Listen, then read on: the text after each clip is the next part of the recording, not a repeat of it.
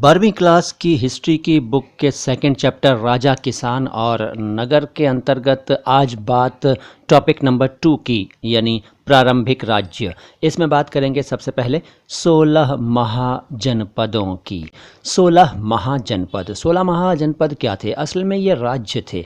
देखिए, छठी शताब्दी बीसीई को एक बहुत ही इम्पॉर्टेंट पीरियड माना जाता है। इतिहास में बड़ा महत्वपूर्ण काल माना जाता है। इस काल में, इस पीरियड में कई नई चीज़ें हुई, जैसे कि प्रारंभिक राज्य बने, नगर बने, लोहे का इस्तेमाल बढ़ा, सिक्के बनने लगे और भी कई बातें हुई, जिसकी वजह से ये हिस्ट्री में एक अलग इम्पॉर्टेंस रखता है। ये पीरियड कौन सा? छठी शताब्दी ईसा पूर्व का पीरियड।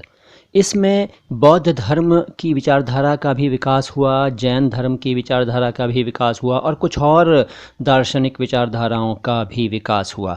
बौद्ध धर्म और जैन धर्म के शुरुआती ग्रंथों में महाजनपद के नाम से 16 राज्यों का जिक्र आता है। वैसे महाजनपदों के नाम की जो लिस्ट्स हैं इन दोनों ग्रंथों में, इन दोनों धर्मों के ग्रंथों में, वो सेम तो नहीं है, लेकिन फिर भी कुछ नाम सिमिलर हैं, जैसे कि वज्जी, मगध, कोशल, कुरु, पांचाल, गांधार और अवंती। ये बड़े इम्पॉर्टेंट महाजनपद थे। अब सवाल यह है कि महाजनपद पर हुकूमत किसकी होती थी? महाजनपद पर दरअसल एक राजा होता था, लेकिन कुछ ऐसे महाजनपद थे जिनमें राजाओं का पूरा समूह होता था, पूरा ग्रुप होता था। जैसे कि गण जो थे, गण नाम के जो गणों के रूप में जो प्रसिद्ध महाजनपद थे, जो राज्य थे, उनमें कई लोगों का समूह शासन करता था और संघ नाम से मशहूर राज्यों में भी कई लोगों का समूह यानी कि ग्रुप शासन करता था और उस ग्रुप का हर व्यक्ति, हर शख्स राजा कहलाता था। महावीर स्वामी जी और महात्मा बुद्ध जी भी इन्हीं गणों से ताल्लुक़ रखते थे। और इसके अलावा एक बात यह भी इम्पॉर्टेंट है कि वज्जी संघ की तरह ही कुछ राज्यों में भूमि समेत अनेक आर्थिक स्रोतों पर राजा गण सामूहिक नियंत्रण रखते थे, यानी कि ग्रुप पूरा कंट्रोल रखता था। वैसे स्रोत कम हैं इतिहास के, यानी कि इतिहास की जानकारी बताने वाले सोर्सेज कम हैं, इसलिए उन राज्यों के बारे में एग्जैक्टली हम कुछ नहीं कह सकते, कुछ नहीं लिखा मिलता, लेकिन फिर भी ये माना जाता है कि इस तरह के राज्य, इस तरह के महाजनपद लगभग 1000 साल तक कायम रहे, 1000 ईयर्स तक। अब इन महाजनपदों में होता क्या था कि एक राजधानी होती थी जिसको कि 4 दीवारी से कवर किया जाता था। किला होता था, एक तरह से किले के रूप में उसका घेरा बना होता था महाजनपद का, और सेनाएं होती थीं। सेनाओं के खर्चों के लिए आर्थिक ज़रूरतें थीं, आर्थिक स्रोत चाहिए थे। और इसके अलावा एक बात आपको यह भी ध्यान रखना चाहिए कि छठी शताब्दी ईसा पूर्व में संस्कृत में ब्राह्मणों ने धर्मशास्त्र नाम के ग्रंथों की रचना शुरू की। और उन ग्रंथों में क्या होता था कि राजा के लिए नियम होते थे और ये उम्मीद की जाती थी कि जो राजा है वो क्षत्रिय वर्ण का ही होगा। इसके अलावा शासकों का यानी राजाओं का काम भी फिक्स किया गया था। आम तौर पर राजाओं का काम था किसानों, व्यापारियों और शिल्पकारों से टैक्स वसूल करना, भेंटें वसूल करना यानी गिफ्ट्स लेना। लेकिन इस जानकारी के साथ साथ ये पता नहीं चलता कि वनवासियों और चरवाहों से भी क्या कोई टैक्स वगैरह लिया जाता था या नहीं लिया जाता था। इसके अलावा संपत्ति जुटाने का एक वैध उपाय ये था कि पड़ोसी राज्यों पर राजा हमला कर देता था और धन जमा कर लेता था। कुछ राज्यों की परमानेंट आर्मीज़ थीं, स्थायी सेनाएं थीं और एक पूरा सिस्टम था राज्य संचालन का। लेकिन कुछ राज्य ऐसे थे जो सहायक सेना पर निर्भर करते थे, यानी कि उनके पास परमानेंट सेना नहीं थी, लेकिन ज़रूरत पड़ने पर सेना बना ली जाती थी। और सेना में जो सैनिक होते थे वो आमतौर पर किसान होते थे, किसानों को नियुक्त कर लिया जाता था, ज़रूरत के हिसाब से अपॉइंट कर लिया जाता था। अब बात 2.2 की 16 महाजनपदों में प्रथम मगध। मगध किसे कहते हैं? मगध कहते हैं बिहार को। जी हाँ, आजकल जो बिहार है पहले वो मगध कहलाता था। छठी से चौथी शताब्दी ईसा पूर्व में ये सबसे ज़्यादा पावरफुल महाजनपद था। कौन सा? मगध। ऐसा क्यों था? इसके कई रीज़न्स हैं, कई कारण हैं। आजकल के जो इतिहासकार हैं वो जो कारण बताते हैं वो अलग हैं, और पुरानी किताबों में जैन धर्म और बौद्ध धर्म की किताबों के लेखकों ने जो मगध की अहमियत की वजहें बताई हैं वो अलग हैं। पहले बात, पुरानी किताबों यानी कि जैन और बौद्ध धर्म की किताबों में लिखी गई बातों के आधार पर लेखकों की राय।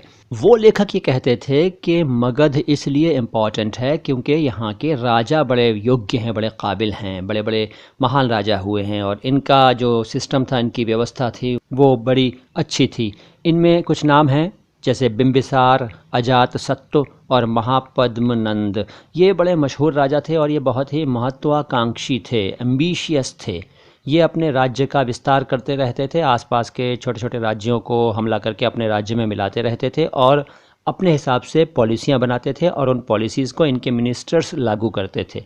ये तो कहना है आरंभिक जैन और बौद्ध धर्म की किताबों के लेखकों का, यानी वो मगध की इम्पॉर्टेंस का कारण ये बताते हैं। लेकिन आजकल के जो इतिहासकार हैं वो ये कहते हैं कि मगध इसलिए इम्पॉर्टेंट था क्योंकि एक तो वहाँ खेती अच्छी होती थी, ज़मीन अच्छी उपजाऊ है और पहले भी थी, तो ख़ास तौर पर वहाँ खेती का काम होता था और बहुत ही अच्छी तरह से होता था, इसलिए भी उसका विकास ज़्यादा हुआ और ज़्यादा मशहूर हुआ, ज़्यादा शक्तिशाली महाजनपद बना।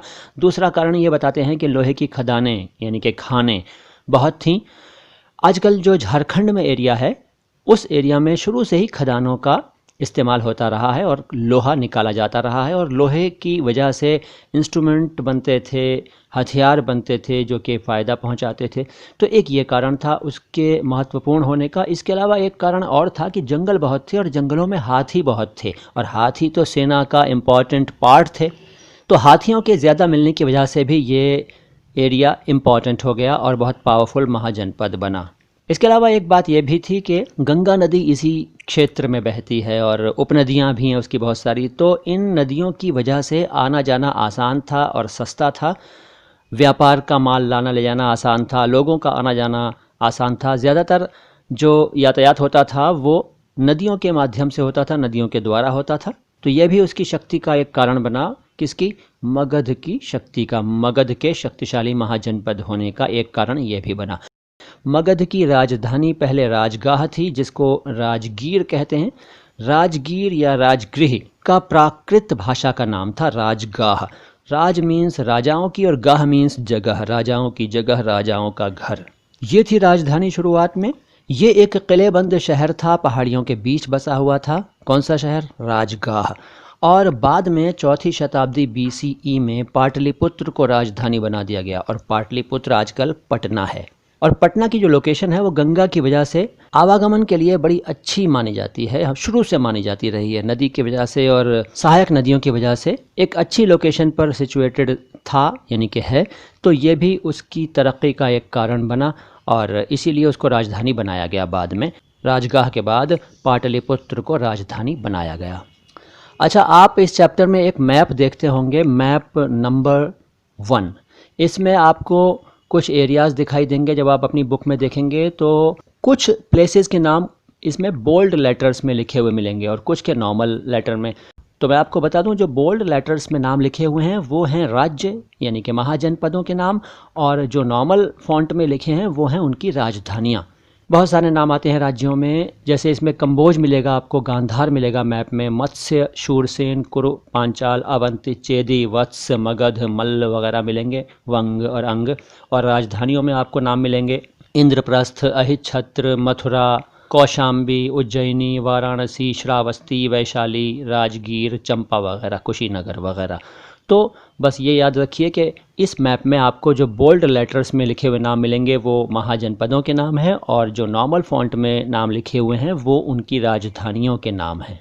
इसके अलावा आपको थोड़ा सा अभिलेखों के बारे में बता देता हूँ। अभिलेख की परिभाषा पिछले वीडियो में बता चुका हूँ, पिछले लेक्चर में बता चुका हूँ। अभिलेखों पर लिखा क्या होता था ये जान लीजिए। अभिलेखों में राजाओं के क्रियाकलाप लिखे होते थे और महिलाओं और पुरुषों द्वारा धार्मिक संस्थाओं को दिए गए दान का विवरण लिखा होता था। एक तरह से ये परमानेंट प्रूफ थे, एक स्थायी प्रमाण थे कि किसने कब क्या किया, क्या दिया, क्या लिया, तो उसका रिकॉर्ड थे एक तरह से। कई अभिलेखों में निर्माण की तिथि भी यानी कि वो कब बनाए गए वो डेट भी खुदी हुई पाई गई है और कुछ पर डेट नहीं भी मिलती है, तो उसका जो काल निर्धारण है, जो डेट का अंदाज़ा लगाना है, वो डिफरेंट टेक्निक्स के आधार पर कर लिया जाता है। इन अभिलेखों से पता चलता है कि अक्षरों का जो रूप, लेटर्स का, वर्णों का जो रूप 250 ईसा पूर्व में था वो बदलकर कुछ और हो गया। 500 ईसा पूर्व के जो अभिलेख पाए जाते हैं उनमें जो वर्ण इस्तेमाल किए गए हैं, जो अक्षर इस्तेमाल किए गए हैं शिलालेखों में, अभिलेखों में, वो 250 ईसा पूर्व के शिलालेखों में पाए गए अक्षरों वर्णों से डिफरेंट हैं, भिन्न हैं। इसके अलावा एक बात यह भी इम्पॉर्टेंट है कि प्राचीनतम यानी सबसे पुराने अभिलेख जो थे वो प्राकृत भाषाओं में पाए जाते थे, लेकिन प्राकृत भाषाओं के अलावा तमिल, पाली और संस्कृत भाषाओं में भी कुछ अभिलेख पाए गए हैं, यानी कि इन भाषाओं के शब्द भी अभिलेखों में मिले हैं। आमतौर पर यह माना जाता है कि लोग ये सारी भाषाएं बोलते थे, तमिल, पाली, संस्कृत वगैरह, लेकिन लिखने में इनका इस्तेमाल कम होता था, ज़्यादातर होता था प्राकृत भाषाओं के अक्षरों का इस्तेमाल। तो बस आज इतना ही है। अगले लेक्चर में हम बात करेंगे पॉइंट नंबर 3, एक आरंभिक राज्य की। ये ऑडियो कैसा लगा, ये लेक्चर कैसा लगा, हमें ज़रूर बताइएगा। इसके अलावा भी हमारे कई लेक्चर्स इस चैनल पर मौजूद हैं, उनको ज़रूर सुनिए, उनके बारे में अपनी राय हमें दीजिए और फ़ायदा उठाइए। अच्छी तरह से ऑडियोज़ को बार बार सुनिए और अच्छे मार्क्स एग्ज़ाम में लाइए। All the best. सलाम हिंदुस्तान।